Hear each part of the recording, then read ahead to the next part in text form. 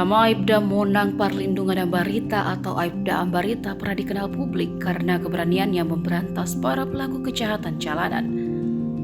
Sosoknya sampai disegani khalayak luas dan ditakuti para pelaku kejahatan di jalanan ibu kota Jakarta.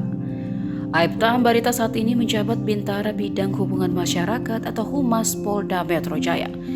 Dia dimutasi pada akhir 2021 karena melanggar SOP. Kini Aibda Ambarita akan kembali ke lapangan seperti yang diutarakan Kapolda Metro Jaya, Inspektur Jenderal Fadil Imran saat giat rilis akhir tahun 2022, Polda Metro Jaya Sabtu 31 Desember. Fadil menyebutkan dua anggotanya yakni Aibtu Jakaria alias Jacqueline Choppers dan Ambarita akan dipindahkan dari bidang humas Polda Metro Jaya ke posisi mereka semula pada 2023.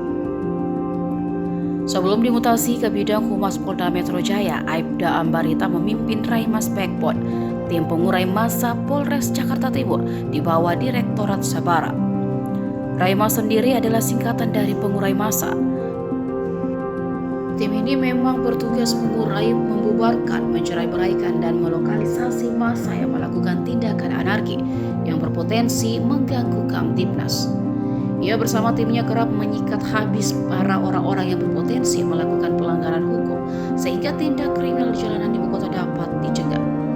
Pada akhir 2021 lalu ia dimutasi diduga berkaitan dengan pelanggaran prosedur operasi standar saat bertugas.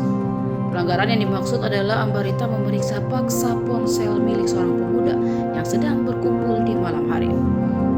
Kabid Humas Polda Metro Jaya saat itu, Kombes Yusri Yunus, mengatakan pemeriksaan ponsel diperbolehkan selama tidak melanggar SOP dalam bertugas. Pemeriksaan ponsel dapat berlaku dalam pemeriksaan terhadap pelaku kejahatan.